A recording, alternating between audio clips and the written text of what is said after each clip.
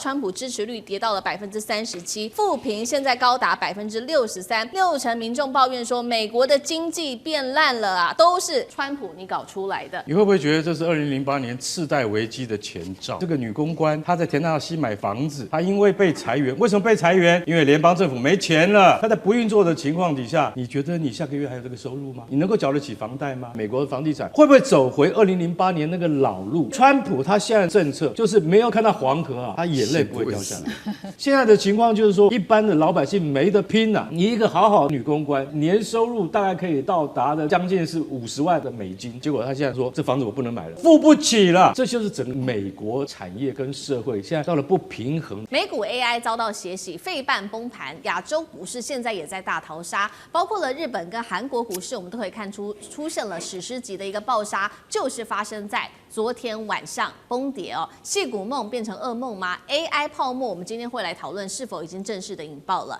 第二件事情，美国政府创了全天期的最长纪录，现在房市也冻结，中产阶级不只是这些低收入户，中产阶级的经济状况也面临崩盘。连辛苦这一位是存了5年前的这一位40岁，他是一位公关的白领，本来已经买好房子，存了5年的钱，现在又说要把房子给退回去，因为没有钱付了。好，等一下也会一起关心美国的房市也出现了问题。最后是来关心的是川普的支持率已经暴跌到了谷底，是否影响到明年的期中选举？美国会不会走向内战的边缘？因为经济的危机所爆发的，今天都会一起来做关心。赶快来看到美股4日的血洗，美股4大指数全数暴跌，尤其费城跌到了291点。现在呢，恐慌指数持续的蔓延哦，狂飙了20%，整个华尔街陷入在 AI 的恐惧里面，包括了一些重要的科技类股，不管是辉达，不管是特斯拉、台积电 ADR， 在4日晚间是全数的覆没哦。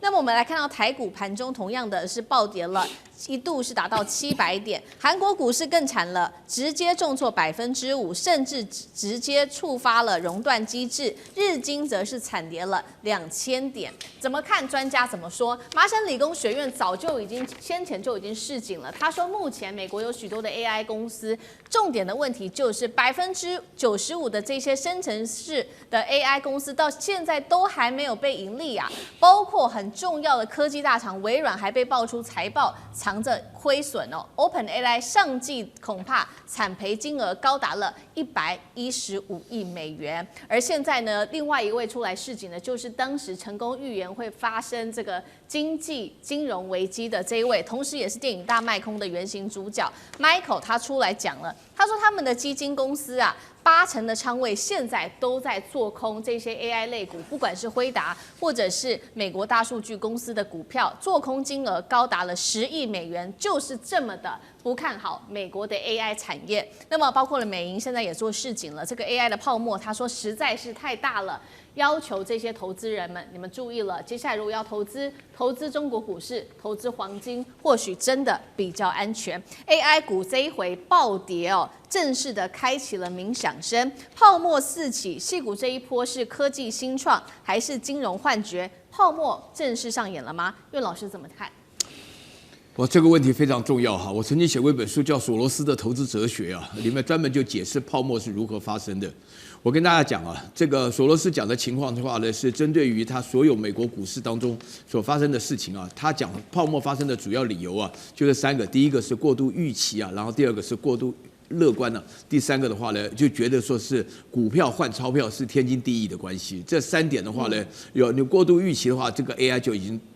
着眼了嘛，好，那过度乐观的时候呢，这个乐观的话一下转为悲观了。这个从悲观呢 ，OpenAI 啊，Sam Altman 啊，他自己很明显的讲啊，他自己说的那个钱呢，1200亿都烧得光光的。然后呢，最近呢出现一个消息啊，就是这个OpenAI 跟这个 Amazon 要结合，是1.3万亿美元呢，在这种情况下，然后呢，这个 Amazon 啊，马上上涨了10%，大家就会发觉啊，第2点呢。就是大家对于 AI 过度预期，所以导致那个股票会变成钞票的想法。但是那个时候呢，已经有非常非常多的人呢，就会发觉说这种现象啊，虽然不能够像是1929年了，但是有一点呢，其实是非常重要的，就是 AI 呢，它这个让人呢，它这个本梦比太高。啊，它的成本跟它这个梦想啊，这个差距太大啊。上礼拜的话呢，我在这个节目中也谈到。我始终都不觉得 AI 对我个人来讲有什么太大的用处。唯一的话呢，我就是希望就是说，因为我常常被 AI 骗，我每次买机票的时候啊，只要你同一个那个点啊。看了第二次，第二次一定比第一次贵。那看第三次，第三次更贵。那后来买到最贵的，我去上海一次，居然买到2倍的价钱啊！我买完以后再一看，他们又回到原来价钱，就被 AI 骗的时候呢，我就感觉到这件事情。所以我现在的话呢，就是想办法克服 AI， 就跟他斗智啊。斗智的话呢，就是第一个的话，原来会骗我的 AI 我就不用；第二个 APP 的话呢，我不打算买的用。然后呢，参考这个价钱一比较以后呢，他学老师了，他就不敢乱骗了。所以我觉得说，在目前的现状当中 ，AI 一个最大的一个问题就是它要如何获利，他从来没想清楚过。啊，像我们现在的话呢，大家知道百度原来1度大家很少用，觉得说没什么用，但是现在所有的社群引擎全部都是 AI 的，以后通通都非常好用，但是也仅止于提供资讯而已。那有没有更进一步的呢？没有。而且的话呢，大陆的 AI 事业的话呢，做了2件事情，让美国的 AI 世界极度有可能变成泡沫。第一个就是开源，第二个就是免费。哇，这个来讲，像那个 DeepSeek 的话呢，它的开源加免费，所以导致于那个 OpenAI 的话呢，就没有办法这个赚钱啊，没有办法赚钱的话，大陆为什么能够撑得住？政府在撑啊，这个政府基本上发展就是拿 AI 当成了一个整个国家发展的计划。那美国现在也是国家在撑，但是只是嘴巴讲。那另外的话呢，那个川普上下还要捞一手啊，要强调啊，就是打压中国的科技啊，打压这个不准的中国的发展啊，然后另外又鼓励啊，这个不能卖，那个可以卖的什么的。增加了非常多贸易的壁垒，所以黄仁勋讲的是对的，就是说你真正要能够了解 AI 值多少钱，你一定要让它自由开放，你这样子才能够知道真正的价格。现在最大的问题，我觉得美股在面临泡沫的时候，这个泡沫发展的事情是高高低低起伏，但是整个趋势来讲是往下落，直到有一天突然 crash。啊，那突然crash的时候呢，出现的问题是非常严重。我这边要特别强调，黄金其实讲起来的话呢，并不是一个真正很好的投资标的，因为它没有利息。那美国现在的话呢，就是美元还是有相当好的利息，但是中国的市场大家可以去看一下，中国市场慢慢起来，从香港开始一步一步起来，这个大家心里就很明白了。是好，这一波在4日爆发的美股暴跌，会不会就是 AI 正式的泡沫化的一个开头？还有接下来对于从金融市场到实体经济的影响，等一下我们会持续的来做解读。那另外刚刚讲到的对实体经济消费的影响，我们也要来看到另外一个很重要，就是因为美国政府关门到现在已经是突破了最长的天数了。那我们接下来包括了房地产市场，另外一个经济的火车头房地产市场有什么样子的冲击呢？我们赶快来看到说这一波的这个通膨海啸，除了重击到低收入户，已经一起蔓延，影响到的是中产阶级。来自于《华尔街日报》最新的报道，他说，美国今年9月份购屋啊，本来已经决定要购屋，但是后来又决定取消的数量暴增了，较去年同期暴增了13%。他说，现在房地产市场可以说是陷入在美国冻结的一个状况。房仲网更是说，现在这个待售的房子不断的飙升。以前美国人买房子前几年，我们都可以看到大家还是抢着买房子的，没有想到现在待收的屋量突然间一下子飙升。这个重点就是卖家看到说，没有人买房子了，他们也不愿意卖房子，因为他们也不想降价，所以看到9月他们已经下架量，这个待售的房屋下架的量已经暴增了52%。这一位是真实的惨烈的故事哦，她是一位美国40岁的女公关，原本她有非常好的工作，那么不断的存钱，存了5年的时间，她打算在田纳西这边买房，没有想到在过户前哦，却因为美国的经济问题不好，导致她就被裁员了。裁员之后，她就没有钱可以持续的来付房贷，于是她决定退房哦。他类诉说自己努力5年，在这一夜之间，突然间努力全部归零了。好，我们看到那政府关门的损失到底有多大？每日损失现在是150亿美元，来自于财长贝森特的说法。他认为美国的房市可能已经陷入衰退了，主要就是因为联准会到现在还是不愿意大幅的降息呀。我们来看到 CNN 最新的民调，川普支持率跌到了37%，负评现在高达63%。主要原因就是什么？就是我们谈了非常久的60%民众抱怨说，美国的经济变烂了啊，都是川普你搞出来的。请教干哥又怎么看呢？接下来方式火车头对美国经济还有老百姓的冲击为何？有没有什么实际的案例？民调掉到如此低，美国社会撕裂是否加剧？怎么看？你会不会觉得这是2008年次贷危机的前兆？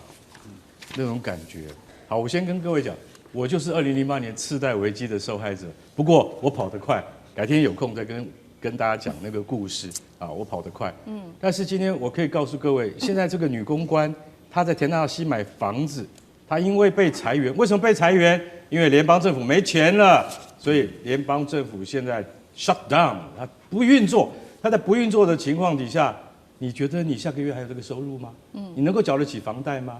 所谓次贷危机是什么意思？就是银行把这些不良的贷款的这些房子，把它包装以后，再分割，再卖出去。你知道美国华尔街他们多会包装这样的东西吗？明明是不良的债券，不良的那个债务，它可以把它分包。有时候我跟你讲，它可以包成 A、B、C、D 各种等级，它可以不断的分包出去。所以就像刚刚我们有讲到那个谁，我们有讲麦可贝瑞，麦可贝瑞就是当年2008年的时候，他就看出，当时美国的房地产飙升之热到他说这不可能，我就是所有人都说，像现在大家说 AI 好 ，AI 妙 ，AI 很棒，他那时候就说，就像当年美国的房地产在往上飙的时候，他一个人站出来，他说不可能，我跟你讲，我就跟你们对坐，我跟政府对坐，我做空，结果是什么？对，结果他赢了，对，结果他赚了多少钱？我可以现在告诉各位，他赚了19亿美金。在当年没有一个人赚钱，只有他赚钱。为什么？他做空嘛，他做空嘛。他现在看到美国政府这样子，麦可贝瑞他已经开始做空了，他做空10亿美金。他说：“我看着 AI 倒，他竟然有这么大的那个决心跟意志，就代表说他现在也看着美国的房地产会不会走回2008年那个老路？为什么？因为川普他现在这个政策就是没有等到黄河啊，没有看到黄河啊，他眼泪不会掉下来，他一定要看到黄河，他心才会死啊。走到黄河面前，知道说自己要跌进去了啊，不行，要赶快想办法拉回来，不要等一下我跳进黄河，我再也爬不起来了。可是这个不叫背水一战，韩信到了黄河，到了淮河前面看，我跟你讲啊，你不回头打的话，你就是跳到河里面，那2个都死，你要选哪一个？当然拼了嘛。现在的情况就是说，我跟你讲，现在一般的老百姓没得拼啊，对不对？你一个好好的一个女公关，她的年收入大概可以到达的这个大概将近是50万多的美金，结果她现在干嘛？她说这房子我不能买了，为什么？这房子我买了以后我付不起了。这就是什么？这就是整个美国的产业跟社会现在到了不平衡的。我再讲一下 AI， 就是 AI 就是一个什么 ？AI 就是一个你完全不知道，不确定性远远大于那个可获利性。就是说它的不确定性，95%的企业投进了 AI。但专家讲了一句很好的话，他说什么呢？他说，当专家跟散户都搞不清楚 AI 的未来的时候，你就晓得这一件事情有多可怕。对，因为两边都不知道说将来到底会是怎么样啊。他说，一般我们讲风险指数啊，从0到8，AI 已经到了8了，已经到了7.9，快到8了，代表什么？代表连专家都不知道 AI 将来会怎么样。所以我们就知道说，像这样子的市场的情况，真的不看好。然后美国房市是这样子，我深深觉得大家不要以为不会发生。当次贷危机再次发生的时候，你可能会第2天早上醒来还没事，到了下午它就发生了。为什么？次贷危机就这样发生的，因为大家都蒙在鼓里，等到它一爆发的时候，我跟你讲，那个像海啸一样，所以才会叫做金融海啸。我觉得美国现在所面临的情况，随时都会爆发第2次的金融海啸。好，那我们现在看到包括几个重要事情 ：AI 泡沫、房市衰退，加上政府关门，美国的经济前景到底接下来怎么走？AI 真的泡沫了吗？舰长又怎么看？我首先要说，刚刚这个主持人说了好几个东西了，这个好比说政府关门啦、AI 泡沫啦、什么房贷啦什么的这些东西，这里面有一个就是政府关门，其实跟这些都没关。政府关门跟经济没有关系，政府关门它就是一个拨款法案，政党恶斗，就是不让它过。只要这个众议院、参议院跟白宫这个3方面坐下来说，好，这个拨款法案我们都同意。它可以在1天之内就解除，就可以临时会议加议，正常的话也不过2-3天。所以那个跟经济的影响不大，真正影响经济的是通膨。所以你就发现联准会一直在意的就是通膨多少，通膨多少。因为通膨如果高的话，就代表说钱不值钱，这时候怎么办？就高利率吸引大家去存钱嘛，然后房市就会崩，然后信贷就会紧缩，然后就会裁员，然后消费也会崩，然后 GDP 就垮了。所以联准会你就看他一直在讲的就是我在试图要掌握这个通膨，对，通膨他控制了2年，对，结果最近发布的数字发觉他失败了。所以最近一下突然又衍生出很多问题，它根本是在通膨。至于说这个 AI 这个泡沫化那因为我是软体，我现在告诉你真正的问题 AI 会泡沫化的原因是因为它是软体。什么叫软体？软体到最后全世界只会有一个，好比说以前有个 Google， 有一个这个雅虎搜索引擎，对不对？最后只会剩下一个。那中国大陆有一个百度是为什么？是因为它用政治力介入。如果今天画出全世界所有政治力软体最后的赢家只有叫大哥是活的，过得很好，二哥以后通通就结束。那今天就是全世界太多人投入这个软体，最后只会有一家赚钱。中国大陆现在有9家大公司在做这个大模型的软体最后只会有一家，所以他应该要学习川普。川普在做一个国家队，星际之门，一个国家只能搞一个，9个公司投入。你想他们买了多少晶片，花了多少人，最后就会有一家存活，其余8家都会在这个环境之下被淘汰，因为软体是通的。怎么会说我一个软体，你一个软体，我们用不一样？那个电脑一连路是通通只有一样的。现在在美国的经济现在拉起警报了，次贷风暴2.0是否会重现当时2008年雷曼兄弟的危机呢？今天我们会一起的来做解读，这个消息绝对不是空穴来风，赶快来看怎么回事。现在在美国的境内已经发生了许多的事情，包括实际面都是银行倒闭、车贷爆款，再来就是信贷链全崩。华尔街现在说，这个大咖说呢，已经惊见了更多的蟑螂。美国经济是否面临失控了呢？等一下会请我们的专家来告诉我们。同样的，我们刚刚也看到了，包括了通膨也在狂飙现在美国人民的怒吼：咖啡买不起，牛肉吃不起。咖啡到底涨了多少？4个月来，光是星巴克就已经涨价3个月，美国人民叫苦连天呐。包括接下来还有许多的节日，不管是圣诞节、感恩节等等，美国人民如何去买这些商品呢？在最后，我们来关心的是整体的经济上面来看，会有连锁的骨牌效应，因为有了川普的关税战，还有港口费等等，都让通膨现在在全美全面的失控。赶快来看到具体的例子，这个是最新消息在经济上面的警报，次贷汽车的贷款市场现在直接亮起了红灯。美国2家地区银行的股价，包括了锡安银行跟西联银行，都爆出了崩跌2位数字的一个股价百分比崩跌了2位数字。那么包括他们的商业抵押贷款也被控诈欺，一次坏账就得吞掉5000万美金。我们来看到这个是银行指数了，暴跌3.6%，这是 KBW 银行指数创下半年来最大的一个跌幅。民间贪婪指数更是直接创了一个新高的数字。整个华尔街气氛其实是相当诡谲的。有人说了，这就像是当时2008年雷曼兄弟倒闭一样的那一个晚上。这个是来自于层次比较高，在银行方面。如果我们来看到实际民众遭遇了什么事情，还有包括了汽车厂商等等，我们来看到，因为在民间现在车价狂飙，还有薪水又没有涨，再加上美国的利率高影响的就是民众这些低收入的族群被压到喘不过气，于是呢就爆发了这个所谓的次级车贷的危机。不管是次级车贷业者或者汽车零件供应商，在近期双都宣布了倒闭的一个危机，包括了在上个月有一间公司，它直接申请破产他说他手上握有10万笔的贷款，全部一瞬间都变成了坏账，让大家都非常的紧张。这一位是华尔街的大哥这个是这个摩根大通的执行长，他这样说，他说看到一只蟑螂而已，代表之后还有更多，是不是次贷风暴现在逐渐的成型了呢？现在市场的整体态度我们也来看到，因为在区域银行指数最新呢暴跌了6.3%。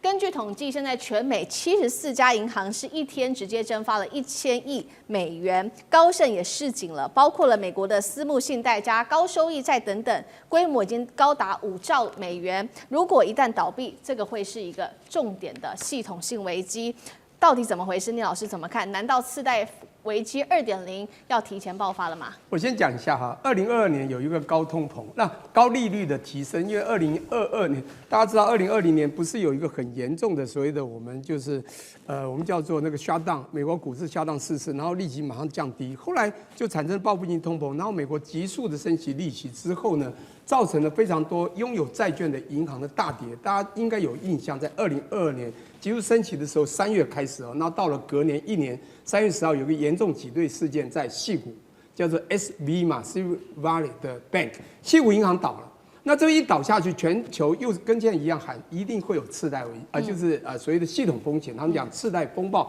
应该讲金融海啸要发生。结果好巧不巧，才一下同时间，这是西岸，东岸又出现 Signature Bank， 就是跟比特币有关银行也倒了，大家更呼声起来了。我跟大家分析一下当时的次贷风暴，2005到2006，到后来的金融海啸，2007、08到 Lehman Brothers 倒闭的9月15号，以及这个 Merrill Lynch 被 BOA 并去的9月10号，那时候。情况是因为贪溺，所有的投资银行开始去包装，那个真的是让次贷的人全部都去随便的胡乱放贷买房地产。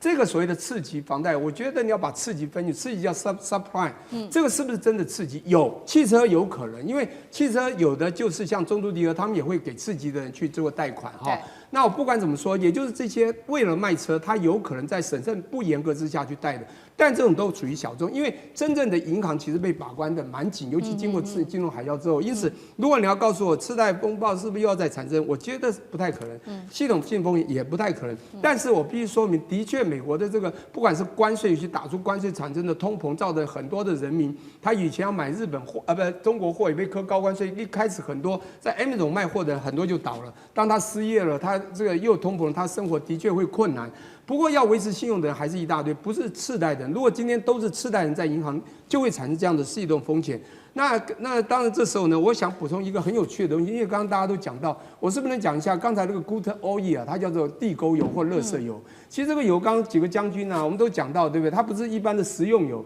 它那个就是什么？就是他们讲说那个回收再利用的油，它用去刚刚讲到机械什么的，这个马达的运转，或者甚至飞机的载续航的那个机油有没有？那我相信几位将军都清楚，我的意思是说，这是低成本的油。那美国真的怪，他自己自埋炸弹。他这个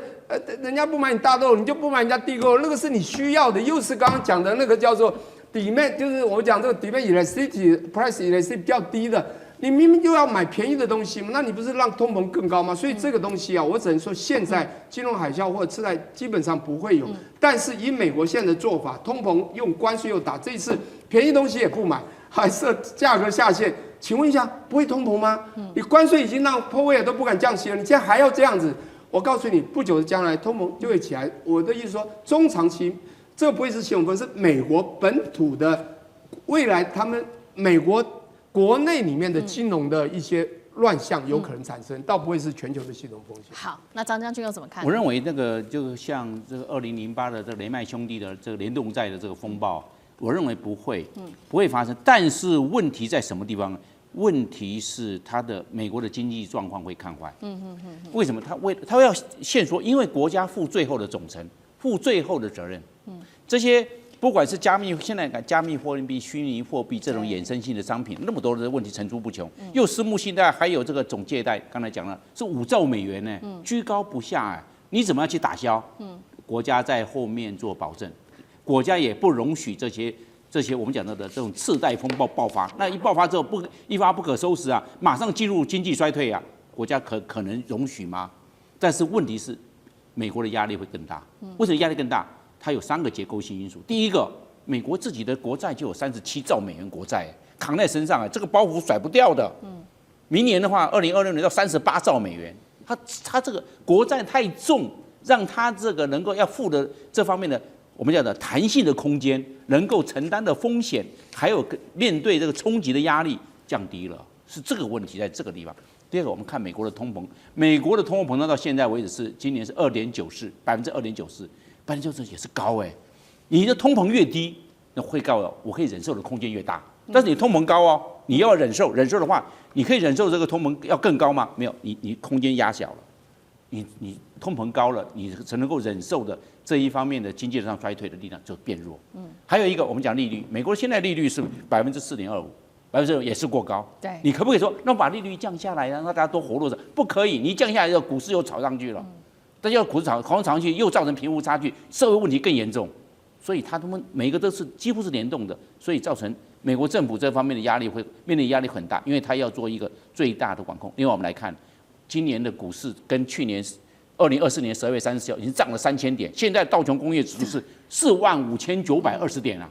又涨了3000点了，居高了，对，居高让你变成缓冲空间受压缩，对，所以美国政府在这一方面可能会更谨慎、更小心的去应对。是好，另外一方面是美国的国债啊，还有国债的问题，债台高筑，然后利率跟通膨等等的问题，再加上股市现在其实跟美国实际的经济不是成一个正比的，我们要来持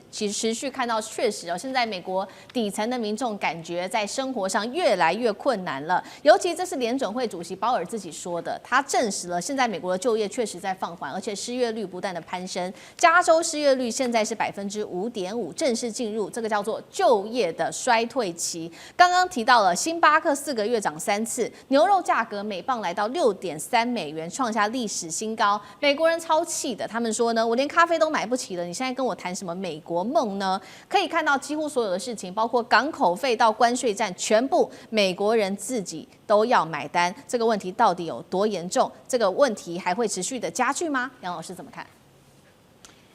在9月初的时候，美国的劳工统计局就公布了8月份美国的就业人口，那来到2.2万，结果呢，就整个造成大家恐慌。为什么？因为市场预期应该是7万到8万，它只有将近1/4的数字。然后，这个川普在上个月，就是上个月，他还因此在这个之前开除了劳工统计局。就劳工统计局出来9月份出来的数据，8月份数据是2.2万，哦，可是呢，高盛还批评他，你这个数据有问题，因为中间有36%啊，将近40%的数据用推论而来，那你算这个就业率的数据居然是用推论的，就有一些东西他不敢放进来，一放进来就会出问题。果然到了10月初他没有公布，为什么没公布？因为政府关门，哦。可是政府关门没有问题啊，劳工统计局不公布，有一个美国的人力资源公司，几十年来他也做叫一个报告，所以他们把它叫小非农报告，小非农就业的这个报告，也就一般的就业，结果他的这个数据出来，大家一看到不得了，整个就业人口其实是2年半以来的最低，负成长32%，那不得了。所以呢，大家就觉得说这个就业的情况非常严重。不过，其实你可以想象的，因为现在关税战不明，然后呢，整个美国的经济不明，然后美元的这个价格这个也不明，因此呢，就出现到大家这个股市是跟着川普在不断的喊话，可是另外一方面，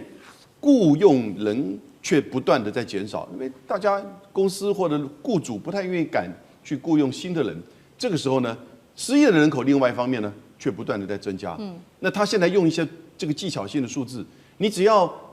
6个月之内有工作1个礼拜就不叫失业。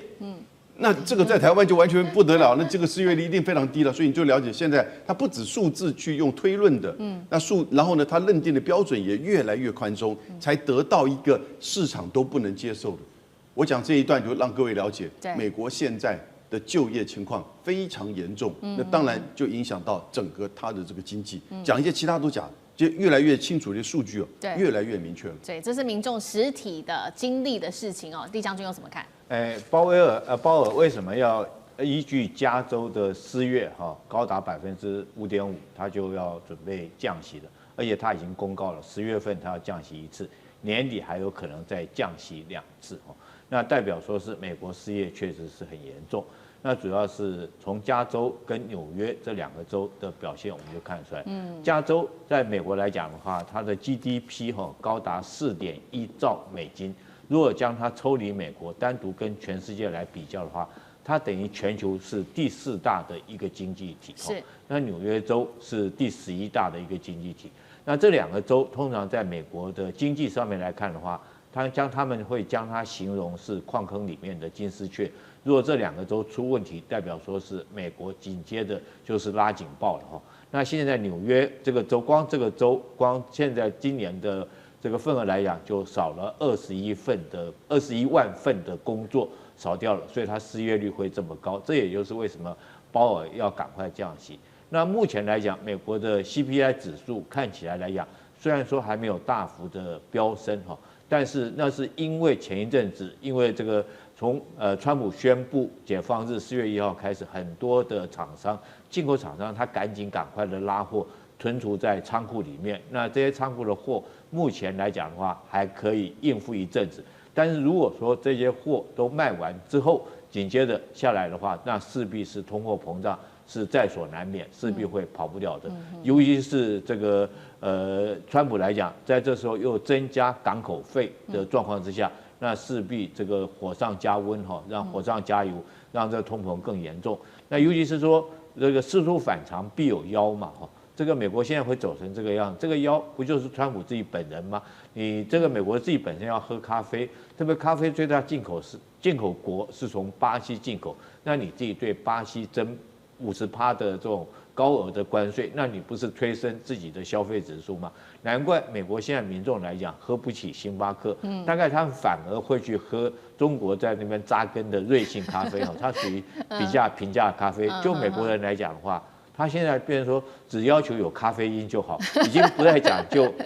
喝咖啡的仪式感。他们原来很讲究喝咖啡仪式感的，比如说什么品牌啦、什么拿铁啦，这个要有这仪式感。现在来讲，它大概只要有咖啡因就可以。那瑞幸咖啡这种低价、平价的咖啡、大众化咖啡，反而能够打进美国市场。那牛肉也是如此这个巴西的牛肉，事实上是美国他们最喜欢吃的牛肉。你知道美国的汉堡里面大部分都是用巴西的牛肉，因为他们是用炒食味的牛肉，所以那个肉汁特别的鲜美。那你对这个也征那么高的关税，那你不是让美国很明显的咖啡也喝不起，牛肉也吃不起？我觉得美国后续来讲的话，这个通膨指数一定还会再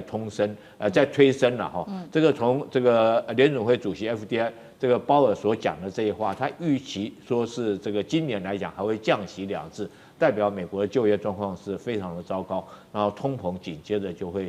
会拉升。我想这个美国的经济看衰大概是跑不掉了。接下来我们要来关心的是，大陆现在9月份确定是零进口美豆了那么另外一方面是美国的谷仓发生了崩塌的事件，等一下我们会看一段现场的画面。再来就是美国自己内部经济的问题，包括了它的车代商倒闭，民众现在买车变成了一个超级奢侈品。华尔街金剑雷曼兄弟暴雷的前兆吗？今天就美国的经济面，我们也会做一个比较详尽的解读。今天的火线话题3个会请来宾来做解答。第一个，大陆零进口美豆伊利诺的谷仓崩塌美农经济成了贸易战第一个倒下的骨牌吗？第二件事情，美国次级的贷款风暴现在狂烧，包括了私募市场连环爆，从车代商倒闭一直到欧洲股都在暴跌当中。现在在看说当时的雷曼阴影是否在今日重返华尔街呢？最后一件事情包括了美国的国债报表之外，还有通膨狂飙，失业率也在飙升。现在川普可以说是面临在经济上面的3个炸弹，能否稳住美国的金融市场呢？今天都会一次的来做解读。9月份这是首次的中国大陆出口的美国的豆子，我们要来看到是零进口在9月份的时候创下了2018年以来首次的归零纪录但是我们要来看到的是大陆它跟巴西跟阿根廷却是买了非常多的大豆。我们来看到跟巴西买的这个幅度暴增了3成，跟阿根廷则是暴增了91%。那么等一下我们也要来看到的是伊利诺在美国它的美豆因为没有人买，就一直放在谷仓里面，但是同时这个谷仓里面出事了，这个谷仓的大豆谷仓水泥墙突然间隆起几秒内就整面崩塌下来了。根据媒体的报道，里面有800公吨的豆山瞬间的倾泻。来看一下现场的最新画面。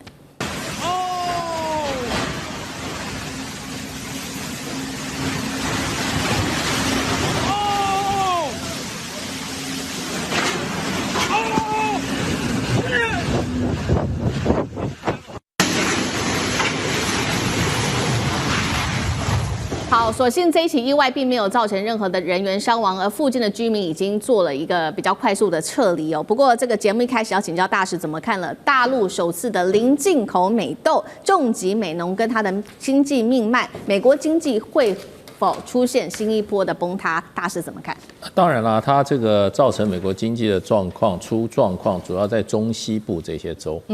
中西部因为它这个主要是农业州啊，那很多大豆的豆农，他们的耕地面积都不是像我们在台湾这种小农制，它都是大农。我看过，就是说算是比较大的这个种大豆的农民哈，他耕种的面积有2000英亩，2000英亩啊，所以要不然动辄就是上百亩。那因为美国这些中西部土地辽阔，土地不断的兼并啊，所以他对这些农民来讲啊，他要耕种这么大的土地，他光要施肥，光要去把地弄好，光要买种子啊。它需要大量的资金，都是数百万美元的资金。那这数百万美元资金，它都要跟银行贷款。那所以如果卖不出去的话，它会面临破产的问题。那破产以后，这个地方就会非常的萧条。不过美国现在是这样，美国有些有钱的人跟有一些这些大的农产公司在收购土地，所以很多从自耕农会变成佃农。不过这个问题真正比较大的问题是不是经济问题，是政治问题。因为我们就讲4个州好了哈，我今天讲3个州哈，大豆还有主要产区内布拉斯加，还有这个北达科达跟南科达，这些州都是纯红州，是州长是共和党，2个联邦参议员也是共和党，联邦众议也大部分是共和党，所以就是共和党掌握这些州。可是现在这个东西，它这个大豆农夫是它重要的怎么样票源？如果东西卖不出去，他们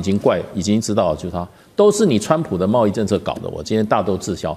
那正好害我的土地卖掉，我破产。那他们今晚就已经在说，你如果不帮我解决的话，我下一次投票就投给民主党。所以呢，这个对川普来讲，是政治问题。所以如果他没有处理好的话，那很可能明年的期中选举啊，如果在美国参议员翻盘的话，那川普就跛脚了。所以就是说，所以川普已经写过信，就求习近平了。不过习近平主席好像现在没有回应他。那知道就是说这个问题，如果川普没有处理好的话，他可能明年开始就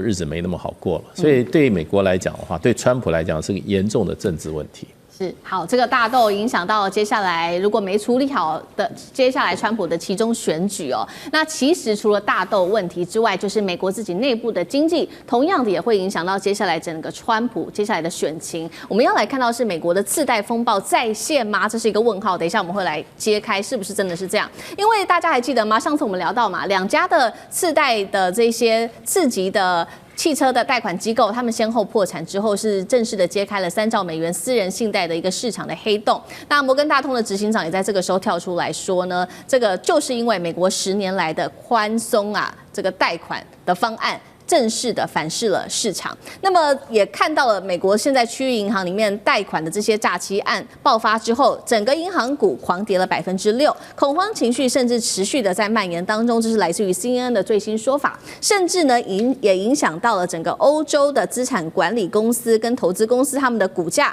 不管是在英国、在瑞士等等的国家的股价，我们也可以看到这些机构的股价都受到了影响。这是来自于欧洲央行理事的最新说法。他说，私募信贷加上市场规模超过1兆美元的风险，都正在快速的攀升当中。另一方面，我们也看到美国自己内部政府关门满4周了，就在此刻，10年期的美债殖利率再度的跌破4%。桥水创办人是这样警告的，他说，美国现在的债务局势已经非常严峻了。他想到了类似在2战前的一个状况，而确实现在债务达到 GDP 的比例已经高达了99%，现在预估呢，在2034年恐怕暴增到116%。如果成真，这个数字将会创下史上的新高数字。此刻美版的雷曼时刻是否重演？美国经济会不会陷入另外一波的金融海啸？上志哥怎么看？是的，现在其实美股创新高，已经高到难以想象，所以高风险。赚也高，风险也高，但是这次现在大家都公认最大的危机就美债。那是美国政府出问题啊，不是雷曼师傅出问题。那但是我们知道雷曼兄弟当时的状况是，第一个有好多暴雷，雷曼兄弟暴雷；第二个，当时的美国政府不知道怎么处理，拖到那边暴雷的时候，一开始不知道怎么做，所以后来在暴雷最大的关键不是雷曼兄弟危机，是当时银行之间互不信任，大家互不结汇，甚至在各国央行之间大家都抓现金，不知道怎么回事，信任崩溃才是当时雷曼兄弟最大的关键的问题所在哦。所以我们现在回过来，现在的状况其实不太一样。我觉得现在这些什么刺激房贷都是推理性的危机，都可以处理，包括还有现在一个野蛮的、夸张的川普，他会颠倒乾坤，硬处理，你也拿他没辙。所以我认为，但并不是没有危机，我认为现在的危机可能是超过想象的，比如说。AI 如果攻破比特币 ，AI 攻破包括这些狗狗币，就加密货币市场如果被攻破，这个是会一个塌房崩塌，是在另外一个地方塌房，它就会把结构性的东西全部都会一起崩破。所以现在不是这些我们过去经验值的都可以处理，而是类似像我刚刚举到这种危机一旦出现，那可是吓死人了。同样的问题，何老师怎么看呢？当然，这一次的次贷危机跟之前的那个次贷危机不一样的，之前次贷危机是房产不动产这个造成的。那这一次是车贷，那车贷的问题是比较小了，因为这个车子第一个它流动性高，第二个它单价没有不动产高哈。那不过这也透露出一个，就是说美国这个用这样的一个这个关税战哈，这川普打这个关税战到底是伤到谁？你伤到的是你这个就是说去对你那个被你科高关税的这些国家，包括中国大陆，甚至于说日本、韩国这些国家吗？像汽车这个东西，现在事实上它面临的这个是汽车市场，它新车的价格在高涨。那但是这些价格高涨是谁推升的？那就是你之前的你这个对于这些汽车，包括零组件在内，你科的这个关税在里面，然后这些关税是不是都是出口国去吸收吗？从结果来看的话，显然不是嘛。那出口国它哪有可能吸收你这些关税？它当然是要转嫁给你进口的这些美国的这些商人。那美国商人他也不会白白的就把这些增加的这些成本给吞下去。那当然就是找我的消费者要。那问题是，就是说美国的一个经济，虽然华尔街的这个股票市场一直涨，对不对？这黄金一直涨。但是，一般的美国的这些市井小民，他不是靠这个过生活的，他这些在这个农业或者在制造业里面，对不对？去打拼的这些基层的这些美国工人，基本上他的薪资并不会随着你的关税战，你打得虎虎生风，你把关税给拉高了，对不对？他们那些工人大概看到关税，如果我的薪资的增长可以像关税这么高的话，那我就赚到了。问题是没有啊，你这些关税只转成它的物价而已，但是它这些物价基本上它没有办法用它增加的薪水去支付，对，所以这当然这个美国人买车没有像我们这个就是说，其实我们台湾人不太喜欢这个在消费性的这些产品，实际上汽车不是一种耐久材啦，那它是属于消费性产品我们一般买消费性产品，虽然有些人会车贷但是很多人是用现金去买，或者即便贷款也不会说贷得很高可是美国人基本上它是一个就是用信用去消费的一个国家，特别在汽车这个就是说相对单价比较高的这样的一个这种消费性产品，它会用贷款那现在显然是这个车贷的这样的一个这个问题，基本上暴露的是整个美国的一个消费市场它出现了这个一个系统性的这样的一个这个trouble 出来所以就是说。美国这个问题要怎么解决？就解铃还在系铃人啊！你找丰田解决，或者你找马自达解决，对不对？或者是你找这个特斯拉去解决，它都没办法解决。最主要的还是谁叫你川普用关税，然后粗暴的去打乱了整个人家本来好好的这样的一个全球的一个汽车产业链里面、制造业产业链里面的这种供销的秩序。对不对？那他以为这个他可以在很短的这个时间内去倒转乾坤，把整个人家运转这个好好的这样的一个产销秩序给重构。这重构需要时间，可是问题是你这个关税所造成的这样的一个产销失序所带来的这样的一种影响是立即性的一个影响这中间。老百姓不会给你时间去忍受的。你说你们要稍微忍耐一下，给我时间我来解决哈。事实上，我们很多的这个经济学，以前我们念经济学的时候，我们常常讲的长期的经济问题。可是很多人事实上后面还有一句哈，就是说在长期来看的话，我们都死掉了。所以这个对这些消费者而言的话，他要你立即的去解决他眼前的这些在生活上面、在消费上面他没有办法去处理的问题。那川普有没有办法就拿出这个对策去满足他们哈？显然，川普现在这个等于是外交跟内政两头忙着这个焦头烂额，而且这两个问题它是搅在一起的哈。那我认为川普他自己这个上台之后，他在很短的时间，他开太多条战线了哈。那整个美国的一个这个政府哈，政府是一个系统啊。那系统的话，如果你在短时间你那么多的问题作为一个 input， 那你这个系统是不是有 crash 掉的这样的一个问题？那你川普应该好好的去反省。好，这场关税战打到现在，我们可以看到，确实现在通膨在美国已经越来越高涨。那包括美国民众啊，对于接下来的整个消费的前景，还有经济的前景，都是非常不看好的。所以呢，现在内部也产生了非常多的问题。现在刚刚我们提到的嘛，这个汽车的价格正在不断的暴涨当中，这是实际的数据哦。现在在通膨的压力下，美国的新车的均价突破了5万美元，尤其美国人最爱买的这个皮卡，更是飙破了6.5万。专家说，现在买车已经变成是，难道只有剩下有钱人能够买车了吗？那另外一方面，接下来的年底的购物旺季，不管是万圣或圣诞节，现在预估消费力恐怕暴跌10%以上，失业率8月份正是不断的攀升哦，达到了4.3%，数字创下4年新高。川普接下来怎么办？面对这个通膨问题，干哥怎么看？福特皮卡在美国的高速公路上面是到处跑啊，那个等于是国民车啊。现在一辆要多少钱？65,000美金，200多万台币啊，吓死人！我们通常的认知就是说，美国汽车，对，只要尤其是福特，它不是双 B，它可以搞到200多万。在我们台湾一般人国民的这个价值认知之中，它不可能贵到这个地步。那这一次连福特皮卡啊，很好用的一种卡车啊，也兼一种很经济的交通工具，它竟然涨到65000块美金一辆，代表什么？代表就是说，现在啊，美国啊，只有有钱人才买得起车了，因为专家说，这都是川普的